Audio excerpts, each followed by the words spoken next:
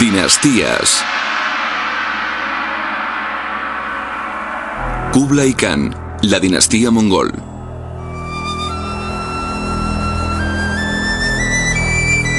Pekín, capital de China, el país más poblado de la Tierra. Pekín es una de las grandes ciudades del mundo y fue hecha capital de China por un gran hombre. Ese hombre fue Kublai Khan. Kublai se proclamó Gran Khan, jefe supremo del Imperio Mongol, en su palacio de Sanadú en 1260. Pero su interés principal estaba en China, donde reinó hasta 1294 y fundó la dinastía Yuan. Esto significó que se convirtió también en una figura clave en la historia de China. Kublai Khan fue una figura extremadamente significativa en el curso de la historia china, porque fue el primer soberano importante no chino que gobernó todo el imperio chino y además tuvo la aspiración de dominar el mundo entero. Kublai Khan era nieto del legendario señor de la guerra mongol Genghis Khan, que forjó un vasto imperio por todo Asia y el Oriente Medio a principios del siglo XIII.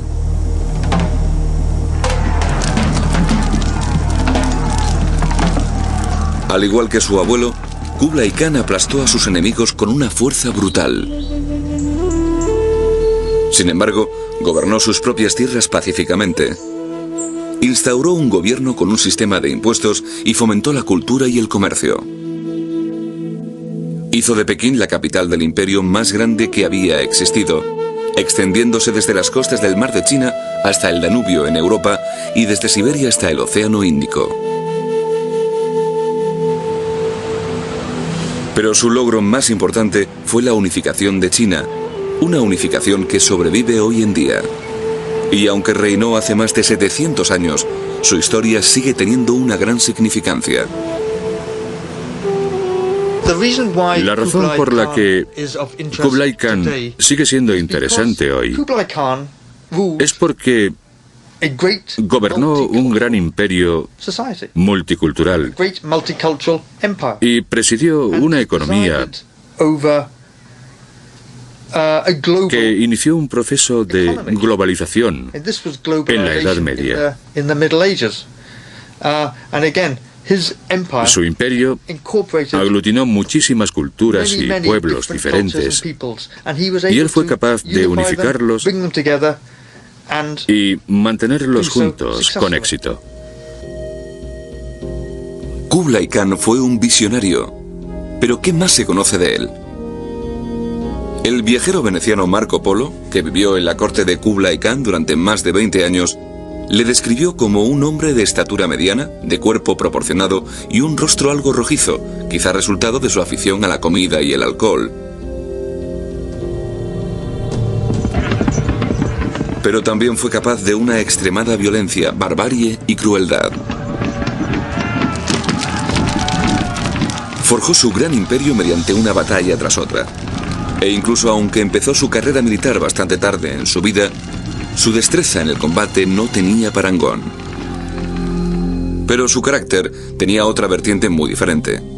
A lo largo de su reinado, el Khan sabio, como se le conocía, reunió en su corte a las mentes artísticas, científicas e intelectuales más sofisticadas de su tiempo. Y fue muy práctico, reconociendo los beneficios que aportarían el libre comercio y la eficacia impositiva. En cuanto a cambios prácticos, una de las cosas importantes que habrías observado si hubieras vivido en su reinado fue el gran incremento de las obras públicas. Por ejemplo, se amplió el sistema de canales navegables mediante el uso a gran escala de mano de obra forzada, lo que supuso que el grano y otros productos agrícolas importantes pudieran transportarse a lo largo y ancho de China de un modo mucho más cómodo, sin tener que recurrir a los mares llenos de piratas y a menudo peligrosos de las costas chinas. Otra innovación de la época que tendría gran importancia después fue la introducción del papel moneda, de los billetes de banco. Para comprender la gran importancia de esto, necesitamos conocer más acerca de la cultura mongola de la que provenía Kublai Khan. El abuelo de Kublai, Genghis Khan, fue uno de los hombres más violentos de la historia. En solo 2 décadas, a principios del siglo XIII, sus ejércitos forjaron el imperio más grande de la historia universal. Las tribus mongolas que gobernaba eran originarias de los pastos esteparios al pie de las montañas Altai, al suroeste de la moderna Mongolia.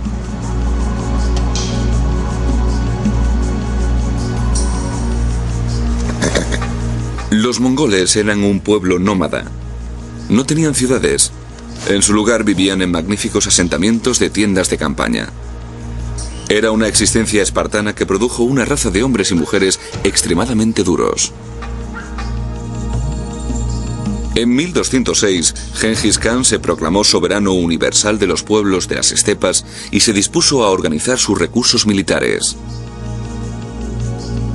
Las campañas de Gengis Khan se extendieron con una violencia inusitada desde el Mar Negro hasta Corea. Su brutalidad era legendaria. Si te resistías a los mongoles, luego te arrepentías, porque una vez que asediaban una ciudad y la tomaban, le cortaban la cabeza a todos los hombres. Hay relatos famosos, tal vez semimíticos, pero aún así muy indicativos, que hablan de las pilas de cabezas que se amontonaban en las ciudades conquistadas como balas de cañón. A veces ejercían el terror de forma arbitraria, por ejemplo, decidiendo que se ejecutara a todos los hombres de una ciudad que superaran cierta altura o que se les cortaran las orejas a todos los habitantes de una ciudad colocándolas en un montón. Y también era de todos conocido que si te rendías podías evitar todos esos horrores. Los mongoles aprovecharon el terror psicológico y los rumores acerca de su brutalidad para obligar a las ciudades a rendirse, a menudo sin resistencia, porque tenían miedo de lo que ocurriría si presentaban combate. Pero a medida que el imperio mongol se extendía por Asia, apareció un gran obstáculo que no podía superar: el imperio Sung del sur de China, que contaba con 50 millones de habitantes y vastos recursos. Durante años, los mongoles trataron de conquistar al gigante del sur, pero no tuvieron éxito. Iba a ser necesario un guerrero con una destreza muy especial para vencer la resistencia de la dinastía Sung que gobernaba la China del sur. Ese hombre fue Kublai Khan. Pero aún pasarían muchos años antes de que se le presentara la oportunidad. Kublai nació en Mongolia en 1215, cuando su abuelo Gengis estaba en la cima de su poder. Su padre Tolui era un austero militar, el más joven de los 4 hijos de Gengis y su esposa favorita. La niñez y carrera inicial de Kublai no fueron muy llamativas. No apuntaban la gran influencia que llegaría a tener no solo como amo y señor de todos los dominios mongoles, sino también como soberano de su propio imperio chino. Su padre murió alcoholizado cuando tenía 15 años, pero no parece que le afectara mucho al joven Kublai, porque Tolui llevaba años guerreando en esa época y Kublai apenas le había conocido. Su influencia primaria fue su formidable madre, Sorcaktani. Las mujeres disfrutaban de un papel prominente en la sociedad mongola. A menudo peleaban junto a sus maridos, otras gobernaban sus propios territorios. Sorcaktani era el producto típico de esta fuerte tradición. Cuando era joven, fue una de las pocas personas que apoyaron a Gengis Khan, y Gengis le tenía un gran respeto, tanto a ella como a su hijo Kublai. El gran guerrero supo reconocer enseguida la inteligencia del niño. Como casi todos los niños mongoles, Kublai ya sabía montar y disparar a los 3 años y era un consumado luchador. Pero su madre también quiso instruirle académicamente, y los eruditos chinos le enseñaron la filosofía confucionista que estaba basada en los principios de armonía en la familia, orden en el Estado y paz en el imperio. Ella tuvo el mérito de educar a todos sus hijos de forma muy culta, para que se dieran cuenta de que no servía de nada asesinar y esclavizar a la gente y robarle sus cosas, de que para que el imperio fuera un imperio de verdad y no simplemente un estado conquistador, había que respetar las tradiciones de los pueblos conquistados y conservar sus riquezas, no destruirlas ni desperdiciarlas. Kublai se benefició de los sabios consejos de su madre y fue educado desde muy joven al modo chino, lo que le resultó muy útil cuando se hizo Khan. Su madre desarrolló las dos caras de su personalidad y se tomó su tiempo para exponerle a las pacíficas enseñanzas de Confucio sin renunciar a los modos violentos de los mongoles. Esto sería el secreto de su éxito. El hecho de que Sorghaghtani educara a sus hijos y gobernara sus tierras de modo tan distinto a los señores de la guerra mongoles tendría una gran influencia sobre Kublai.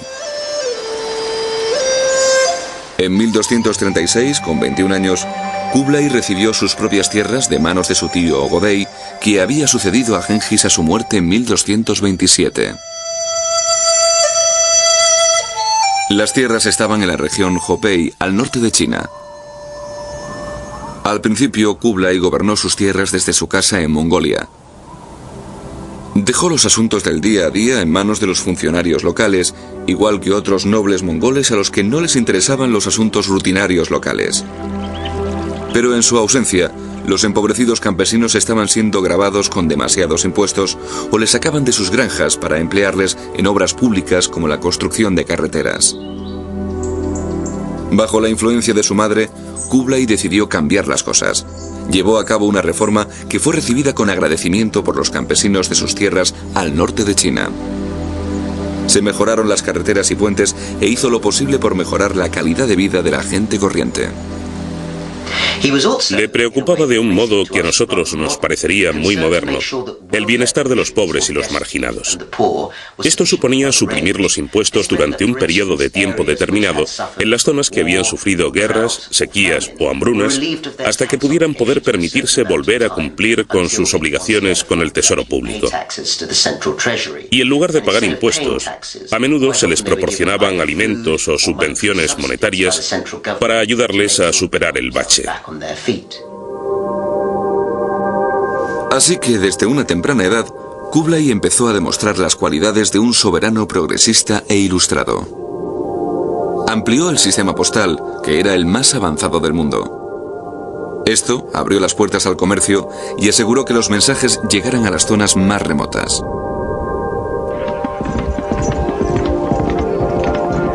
Pero de regreso a la capital mongola, Karakorum, las familias más tradicionales desconfiaban de Kublai y su madre. Pensaban que estaban vendiéndose y pareciéndose demasiado a los mercaderes chinos a los que los mongoles siempre habían robado en el pasado. Lo que estaba claro es que incluso en esta etapa tan temprana de su carrera, Kublai estaba marcando el estilo con el que iba a gobernar. Uno de los hechos más significativos era que no trabajaba solo. En su lugar, lo consultaba todo con una gran variedad de consejeros. A menudo no comprendía bien una idea, ya fuera sobre guerra o sobre gobierno, y no mostraba ningún reparo en recurrir a sus consejeros y preguntarles lo que debía hacer. Su esposa favorita, Chabi, fue una consejera interesante y una de las mayores influencias de su vida. Ella le asesoró no solo en la conquista de China, antes de convertirse en emperador, sino también en asuntos de gobierno cuando ya estaba sentado en el trono. Kublai se había casado con Chabi en 1239 y su primer hijo nació un año después. Ella animó a artistas y científicos a que acudieran a su corte a departir con Kublai y, según parece, ejerció una fuerza moderadora sobre él. Kublai dependió toda su vida del apoyo y la guía de Chabi. En años posteriores, su personalidad, su pragmatismo y sus intereses influirían en las modas y corrientes del imperio. Pero Chabi no fue su única mujer, porque Kublai era mongol, y en su cultura, los khanes tenían tradicionalmente 4 esposas. Kublai no fue la excepción, y al final mantuvo 4 familias y un magnífico harén. Pero como joven ambicioso, Kublai tenía cosas más importantes en su cabeza, especialmente cuando su hermano Möngke fue elegido Gran Khan después de la muerte de su tío Ogodei en 1251. Esa fue la oportunidad que Kublai había estado esperando. Cuando su hermano se convirtió en Gran Khan, la riqueza y la posición de Kublai se elevaron de la noche a la mañana, y Möngke le concedió nuevas tierras al norte de China. Lo que Kublai necesitaba entonces era la oportunidad de destacarse como guerrero, era algo vital. A lo largo de la historia mongola, el éxito militar había sido la clave para ser considerado un gran jefe. Su oportunidad llegó cuando Möngke decidió acabar la campaña que sus tíos habían empezado contra el Imperio Sung del Sur. Un ataque directo sobre los Sung sería arriesgado y predecible. En su lugar, Möngke planeó un ataque en pinza en 2 fases. 2 ejércitos mongoles se abatirían sobre los Sung simultáneamente desde el norte y el oeste. Pero el plan tenía una desventaja. En la ruta occidental se interponía directamente el reino independiente no chino de Nanzhou. Los mongoles tendrían que ocuparse primero de él si querían enfrentarse con éxito al Imperio Sung. Kublai fue elegido para dirigir el ataque sobre Nanzhou y recibió la orden de avanzar en julio de 1252. La conquista de Nanzhou requería un ataque directo sobre su capital fortificada Ta-Li. La invasión no fue tarea fácil. Hubo que superar enormes obstáculos. En el camino de Kublai se interponían 3 grandes ríos y las escarpadas cordilleras de la meseta tibetana. Los emisarios que Kublai había enviado precediéndole fueron decapitados y el reino de Nanzhou se negó a rendirse. Después de 2 meses, el ejército de Kublai llegó a las orillas del caudaloso río Yangtze. Había llegado el momento crítico porque no existían puentes. En la orilla de enfrente, el ejército de Ta-Li dormía confiando en que Kublai no podría cruzar el río. Pero Kublai dio instrucciones a sus soldados de que inflaran sacos de piel de oveja y cruzaron el río a última hora de la noche, atacando por sorpresa. Los soldados de Ta-Li fueron masacrados a miles mientras intentaban huir de vuelta a la capital. El ejército mongol llegó enseguida a las puertas de Ta-Li. En la ciudad, todos sabían que era tradición de los mongoles asesinar a todos los habitantes de la primera ciudad conquistada en una campaña para que sirviera de ejemplo al resto del país. Pero Kublai era diferente. Les prometió que les perdonaría si se rendían pacíficamente. Ta-Li aceptó con prudencia y Kublai mantuvo su palabra.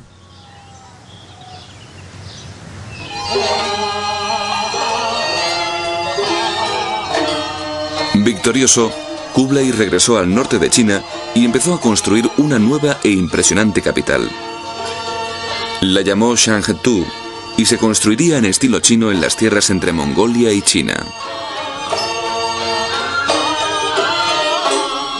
La nueva ciudad, que más tarde se inmortalizaría en la literatura europea como Sanadú, levantó preocupación entre los mongoles tradicionalistas. Les parecía que el joven advenedizo se había vuelto chino. No era bueno que un príncipe mongol construyera una ciudad en China. Y que esa ciudad rivalizara con la capital mongola, Karakorum, era demasiado. Cuando llegó la noticia de que Kublai había rechazado las medidas impositivas de los mongoles, las acusaciones de traición se hicieron inevitables, al igual que el conflicto familiar que despedazó el imperio mongol. Pero después de un período de tensión, la estrecha relación de Kublai con su hermano Möngke le salvó de la situación. Si iba a acabar gobernando el poderoso imperio Sung, Möngke necesitaría la habilidad diplomática de su hermano y los aliados chinos que Kublai había reunido a su alrededor.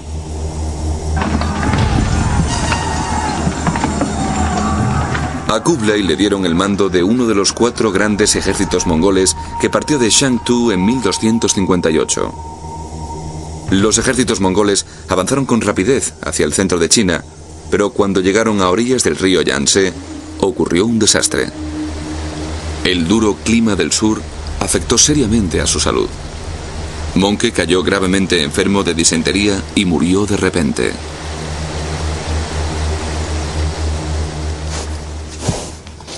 El Gran Khan no dejó sucesor y el mundo mongol se detuvo en seco. Se abandonó la campaña Sung. Karakorum quedó sumida en una crisis. ¿Quién ocuparía el puesto de Gran Khan?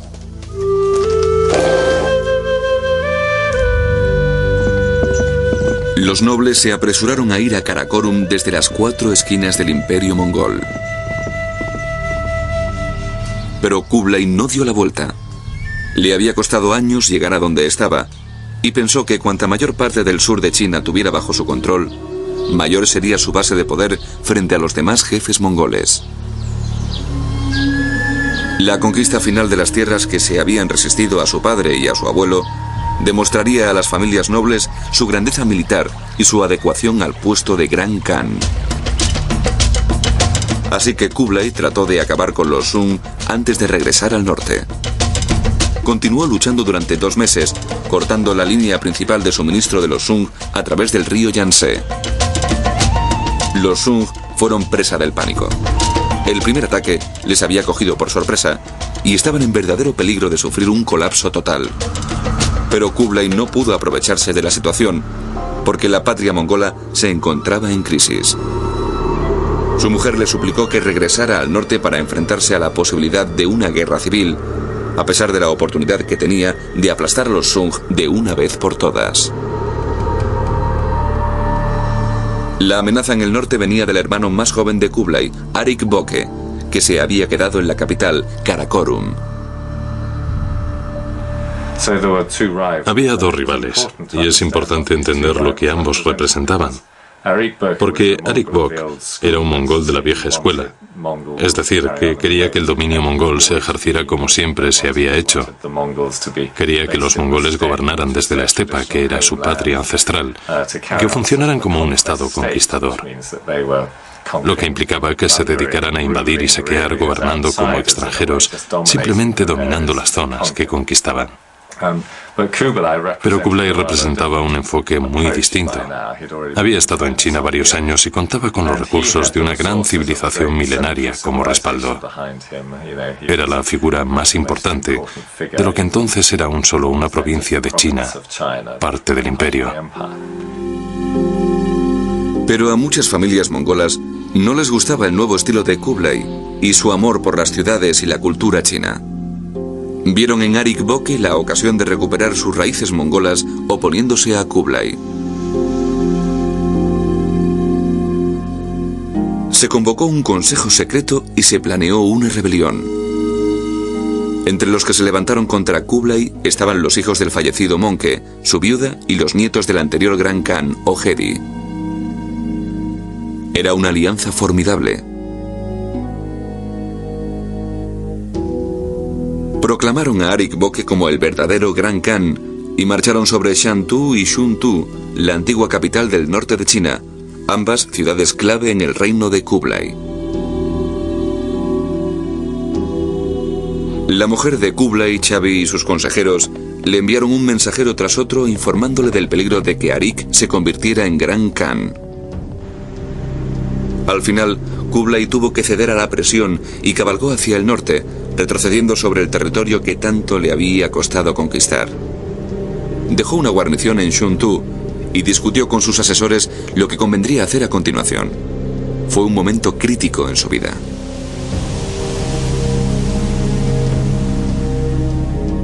Se celebró un gran consejo en Shuntu en el que habló un príncipe tras otro poniéndose en pie y ofreciendo su apoyo. Entonces su otro hermano, el Egu, que estaba en Persia, le envió un mensajero con la importante noticia de que él también le apoyaría. Era la noticia que Kublai había estado esperando. Ahora sentía que contaba con mayor apoyo que su rival, Arik Boke, y el 5 de mayo de 1260 aceptó el puesto de Gran Khan, soberano universal del mundo mongol. Tenía solo 44 años y se había convertido en el gobernante más poderoso que había existido. Pero los partidarios de Arik Boke seguían apoyándole como Gran Khan y Kublai se dio cuenta de que si quería mantenerse en el cargo, tendría que luchar contra su hermano. Sus tácticas guerreras fueron simples pero eficaces.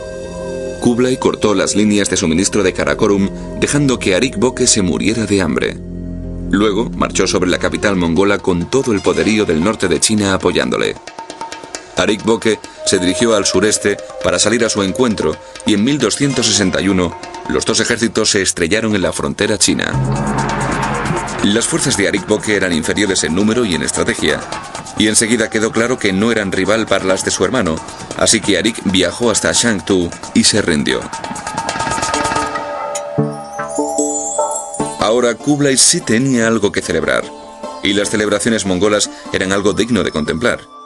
El exceso era la norma, y la corte de Kublai se hizo famosa por sus opulentos festines. Cuando acabaron las festividades, Kublai decidió que consolidaría su dominio en el norte de China construyendo una nueva capital llamada Tatu, o Gran Capital.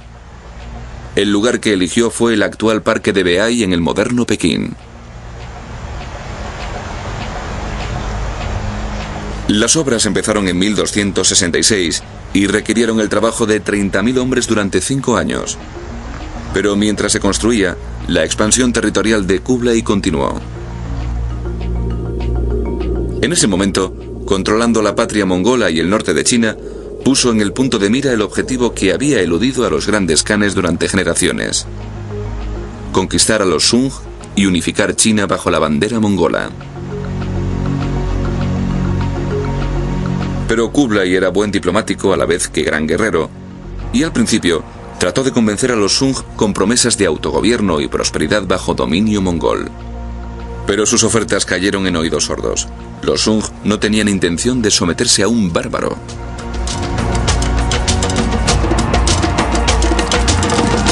En 1256, las incursiones se transformaron en violentas batallas. Entonces Kublai se dio cuenta de lo difícil que era el reto que se había planteado. Sus ejércitos tuvieron que abrirse paso a través de los bosques del sur, oscuros, húmedos e infestados de enemigos. Fue una gran prueba para la habilidad de Kublai como jefe militar. Como jefe militar, Kublai Khan era atrevido y arriesgado. Estaba intentando llevar a cabo una de las gestas militares más grandiosas de la historia, que era conquistar todo el sur de China, una gigantesca nación de cultura milenaria con 50 millones de habitantes. Para lograrlo, tendría que aplicar una gran variedad de tácticas, muchas de las cuales no resultaban fáciles para alguien como él, que provenía de un pueblo nómada del norte de Asia. Una de las cosas que tuvo que aprender fue a arreglárselas con un tipo de combate totalmente nuevo: la guerra en el mar. Los mongoles nunca habían sido un pueblo marinero, pero Kublai reconoció que le haría falta una marina para impedir que los Sung abastecieran a su ejército desde el mar del sur de China. Las fuerzas de Kublai capturaron 150 barcos Sung en un ataque a la ciudad costera de Tiaoyushan. Usando los barcos capturados, Kublai se dispuso a transformar a los mongoles en una potencia naval formidable. Este era el tipo de innovación atrevida que distinguía a Kublai Khan como líder. Los mongoles se habituaron a los combates marinos con sorprendente rapidez. Hacia 1268, Kublai contaba con su propia armada, mientras en tierra sus ejércitos avanzaban hacia el sur, tomando una ciudad tras otra. Hacia 1271, mientras los ejércitos de Kublai barrían todo a su paso, la construcción de su gran capital quedaba completada. La muralla de Tatu tenía un diámetro de más de 30 kilómetros y estaba dividida en 2 zonas. La muralla interior contenía la ornamentada ciudad imperial. En la muralla exterior vivían los funcionarios y eruditos de la corte. El pueblo llano vivía fuera de la muralla.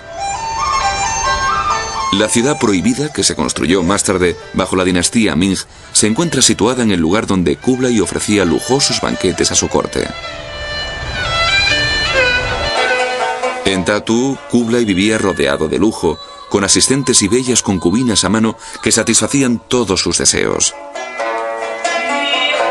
Siguiendo la tradición de los gobernantes chinos del pasado, Kublai se proclamó emperador y fundó una nueva dinastía, la dinastía Yuan. Eligió el nombre de Yuan para su dinastía muy astutamente. Tradicionalmente, los chinos daban a sus dinastías el nombre del lugar o la ciudad de donde provinieran. Kublai no quiso seguir esta costumbre, pues habría tenido que llamarse Mongolia o tener un nombre mongol, y no les habría sentado nada bien a los chinos, que eran muy nacionalistas. Así que eligió la palabra Yuan. En chino, Yuan significa origen. Era una palabra china que además aparece en el primer Qing, el libro de los cambios, un libro de adivinación. Y en el primer Qing, Yuan significa el origen del universo. Así que eligió para su dinastía un nombre muy poderoso. Pero en el frente militar sucedió un contratiempo. El ejército llegó a orillas del río Han, frente a las inexpugnables ciudades de Xianyang y Fancheng. Más allá de las grandes fortalezas estaba el río Yangtze y el corazón del imperio Sung. A las fuerzas de Kublai les llevó más de 5 años atravesar ese bastión de resistencia Sung. Después, cuando las tropas de Kublai cruzaron el Yangtze, cada vez más comandantes chinos empezaron a pasarse al bando mongol. En Hanzhou, la capital Sung, la familia real estaba frenética. El emperador Sung de aquel entonces tenía solo 4 años. Los asuntos de gobierno estaban a cargo de su envejecida madre y en 1276 la emperatriz viuda reconoció finalmente la derrota. Los jefes Sung fueron llevados a la corte de Kublai como cautivos privilegiados, pero el emperador de 4 años escapó y Kublai envió a sus tropas en su persecución. Los últimos restos de resistencia Sung se hicieron a la mar y allí fueron perseguidos por la marina de Kublai. La última vez que se vio al emperador niño fue en manos del almirante Sung, que saltó al mar con él en brazos gritando: "El emperador Sung prefiere la muerte a la prisión". En 1279 terminaron 70 años de guerra intermitente con el sur y toda China quedó en poder de Kublai. Uno de los principales logros de su reinado fue la terminación de la conquista del sur de China, que fue un esfuerzo militar tremendo, porque el terreno de batalla no era nada adecuado para las tácticas de guerra habituales de los mongoles, que se basaban en la caballería y en la estepa. El sur de China estaba surcado de ríos y campos de barro y tenía un clima completamente distinto al que los mongoles estaban acostumbrados. La conquista de China fue una gran gesta y como resultado, por primera vez en más de 300 años, el norte y el sur de China se reunificaron en un solo reino.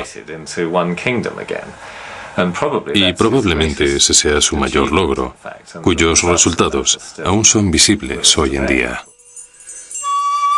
Después de derrotar a los Sung, Tatú se convirtió en la capital de toda China y lo seguiría siendo hasta la actualidad.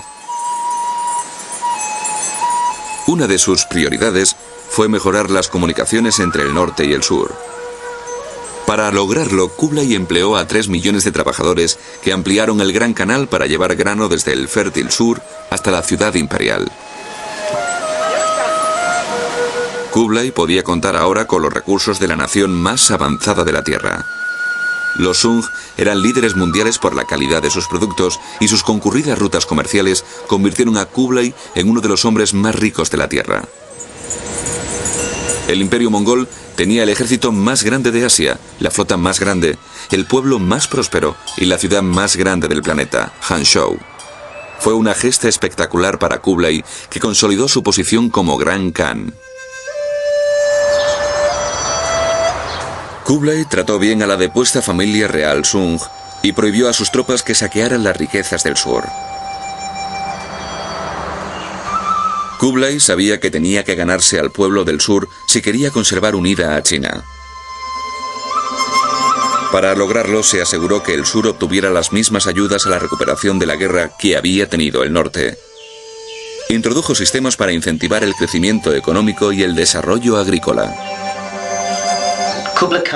Kublai Khan se dio cuenta de que las guerras constantes que había sufrido China en las décadas previas a la instauración de su dinastía habían dañado seriamente la agricultura, y en una sociedad esencialmente campesina como la China, aquello era un gran desastre. Podía causar malestar, hambre y todo tipo de disturbios sociales. Por lo tanto, emprendió una política muy activa y eficaz para reformar los sistemas agrarios chinos. También trató bien a la nobleza Sung, dejando que la mayor parte conservara sus tierras.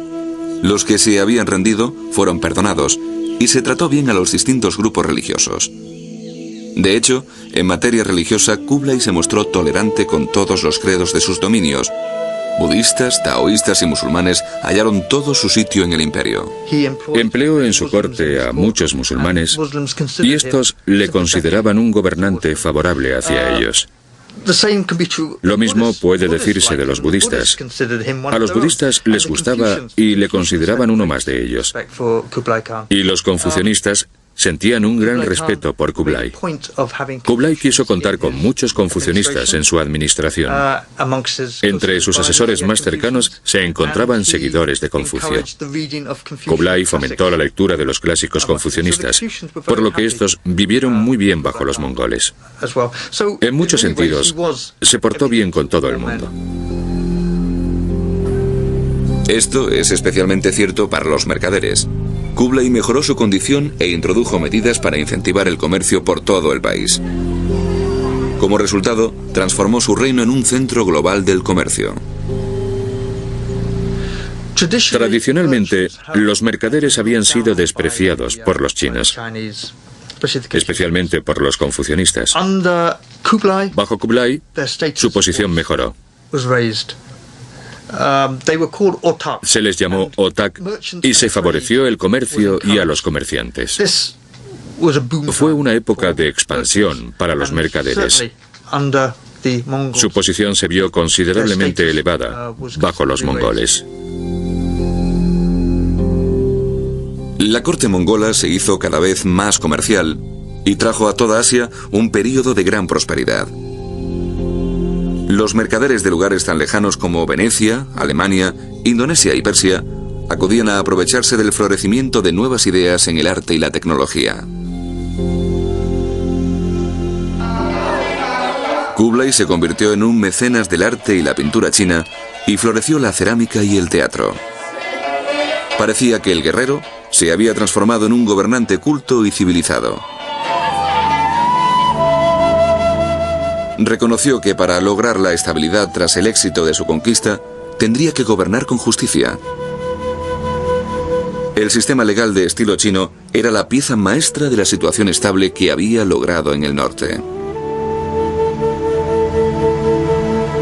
Así que implementó las mismas ideas en las recién conquistadas tierras Sung, donde la administración recibió la noticia como una sorpresa y declaró que Kublai era un gobernante sabio que de verdad quería a sus súbditos. Como soberano, su actitud hacia los pobres, los campesinos y agricultores resultó inesperada. Mostraba simpatía por los campesinos y los pobres de su imperio. Se ha dicho a menudo que los pobres vivieron en condiciones muy duras y sufrieron bajo su reinado. Y creo que es verdad, porque los campesinos lo pasaban siempre mal, independientemente de quién les gobernara. Sus condiciones no se diferenciaban porque les gobernara uno u otro. Pero Kublai por lo menos pareció mostrar simpatía por sus demandas. Llevó a cabo varias medidas a su favor. Por ejemplo, hizo que se instalaran grandes almacenes de grano para que cuando llegara el hambre o la sequía, los campesinos no se murieran de hambre.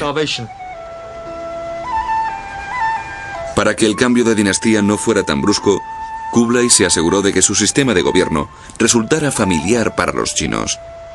Organizó un secretariado que estaba a cargo de los asuntos civiles y un consejo privado que se ocupaba de los temas militares. Cada sección del gobierno tenía sucursales en las provincias para asegurar que las órdenes del Khan se llevaban a cabo. Pero su puesta en marcha de tantas leyes chinas e ideales confucianistas de paz, orden y armonía diluyó el estilo de vida mongol hasta el punto en que su abuelo Genghis no lo habría reconocido. Kublai Khan es una figura intrigante porque es uno de los escasos personajes históricos que se las arregló para superar sus orígenes y terminó convirtiéndose en una persona muy diferente. A causa de su pasado de guerrero nómada, era de esperar que nunca se interesara especialmente por la civilización ni por la cultura escrita o por vivir una vida más sedentaria, tal vez menos activa.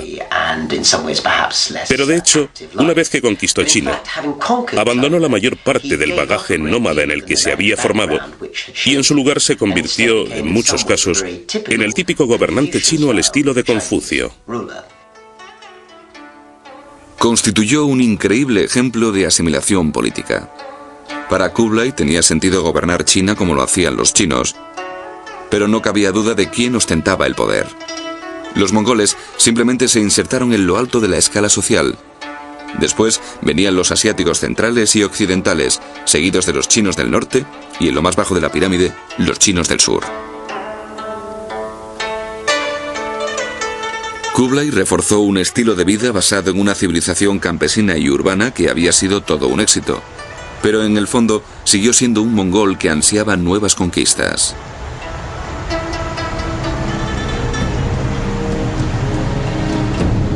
La mayoría de los reinos de Asia pagaban tributo a Kublai para poder mantener un cierto nivel de autodeterminación, porque sabían que no tenía sentido oponerse a la todopoderosa máquina militar de los mongoles. Pero Kublai aún tenía una espina clavada: Japón.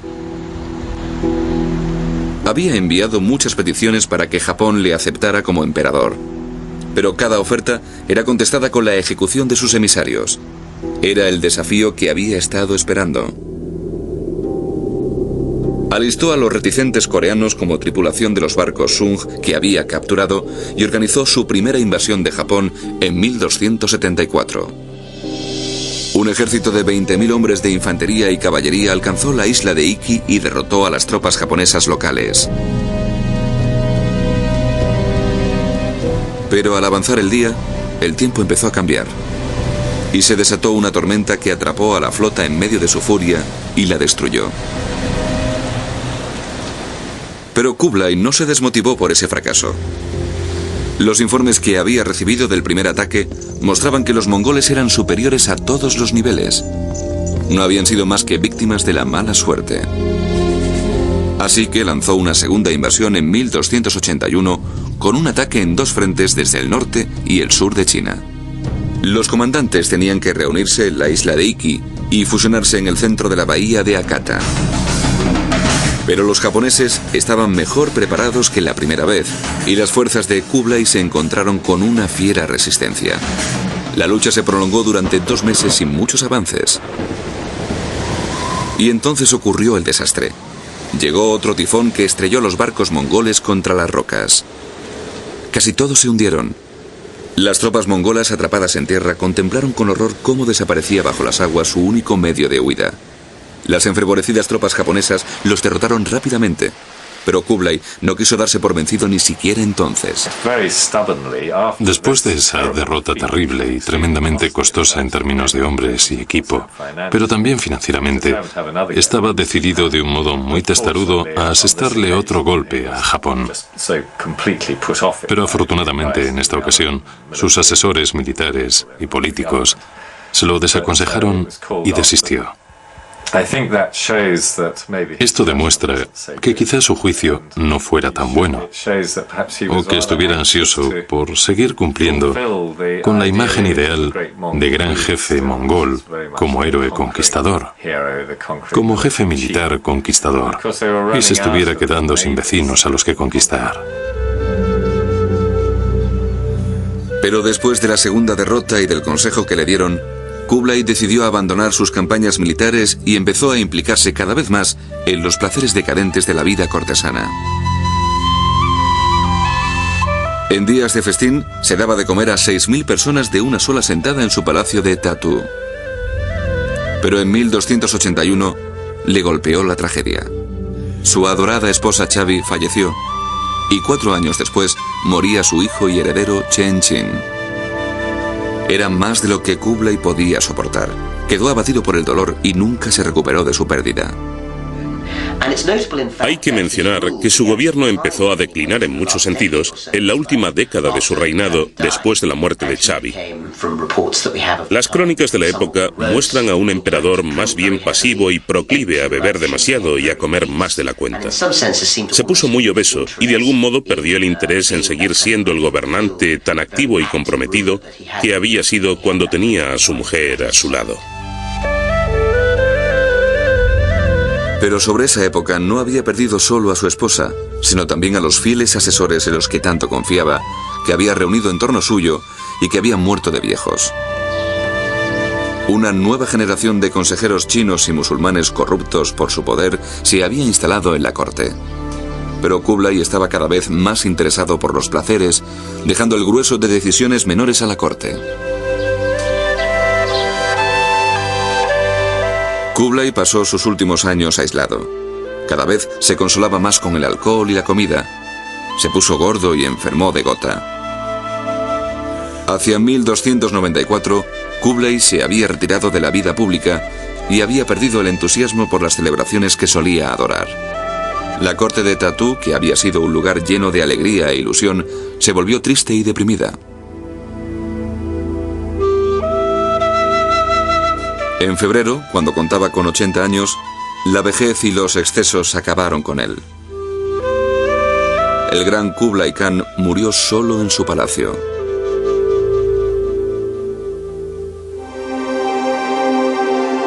Al escuchar las noticias, príncipes, nobles y funcionarios de todo el imperio mongol acudieron a Tatú para prestar sus respetos al gran jefe. Los logros de Kublai Khan habían sido inmensos. Su reinado significó la cumbre del imperio mongol. Pero la gloria de la dinastía Yuan, que él fundó, duraría poco tiempo, y el sueño de Kublai de un imperio mundial no se cumplió. Uno de los problemas fue que cuando murió, Kublai tenía 22 hijos legítimos. Cada uno de ellos tenía su propia provincia y corte, así que la transición del poder no resultaría fácil. Resurgieron las intrigas políticas que habían plagado la corte mongola antes del reinado de Kublai Khan, y hacia 1368 los conflictos dinásticos habían despedazado el imperio mongol. El legado inmediato de Kublai Khan no fue muy agradable. Aunque en su cenit había gobernado uno de los imperios más grandes que han existido, gran parte de él estaba bajo su control solo nominalmente. Cuando murió, la dinastía se encontró con que no había un sucesor fuerte que fuera capaz de tomar las riendas del imperio y mantener lo que él había logrado. En su lugar, varios de sus hijos y miembros de la familia se pelearon entre ellos, dando lugar a una serie de emperadores que no duraron demasiado en el trono. Esto significó que después de la muerte de Kublai Khan, aunque la dinastía Yuan siguiera gobernando nominalmente, empezó a declinar por las luchas intestinas y acabó desapareciendo a mediados del siglo XIV.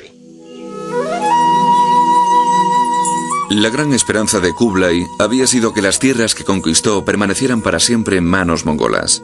Pero no fue así. Los rebeldes chinos se alzaron reclamando la independencia. Los otrora poderosos mongoles huyeron de Tatú y nació la dinastía Ming. Los mongoles fueron asimilados por la nueva dinastía y su estrella empezó a apagarse en Asia. Pero esto no reduce los logros de Kublai. Para comprender la escala de lo que consiguió, tenemos que tener en cuenta de dónde venía. Venía de un pueblo nómada guerrero, los mongoles, que nunca había conocido una sociedad organizada, y se las arregló para convertirse en el emperador de una de las civilizaciones sedentarias más importantes que han existido, la civilización china. Y lo hizo de un modo tolerante y cooperativo en lugar de mediante la pura fuerza bruta, que era lo que cabía esperar debido a sus orígenes. Desde la época de su abuelo Genghis, las hordas mongolas habían sembrado el terror y el miedo en las mentes y corazones de toda Asia. Pero Kublai desafió este estereotipo. Atemperando la tiranía con la tolerancia, su régimen aportó un sistema de gobierno más civilizado. Como líder dinámico y progresista, dio la espalda a muchas de las tradiciones mongolas y demostró que los mongoles eran algo más que salvajes o bárbaros. Sin embargo, Kublai nunca olvidó su herencia mongola a lo largo de su reinado. Siguió siendo mongol y, al igual que otros jefes mongoles, se embarcó en numerosas campañas militares. Su conquista del sur de la China Sung fue una victoria impresionante. Fue algo que sus antepasados guerreros no habían podido conseguir y le confirió el rango de gran comandante mongol. Y el hecho de que China siga unificada hoy en día es una consecuencia directa de la visión de Kublai de completar lo que sus abuelos habían comenzado.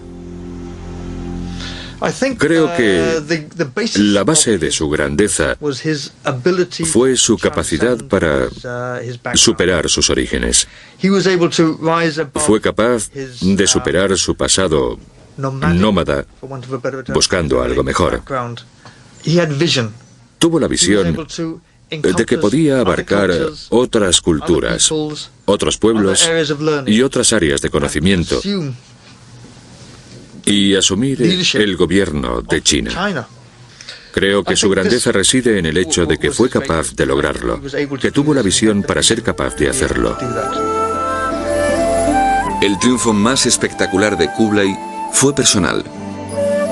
Se transformó de guerrero mongol en un gran gobernante civilizado que quiso administrar, y no solo explotar, el imperio más grande y poblado de la historia del mundo.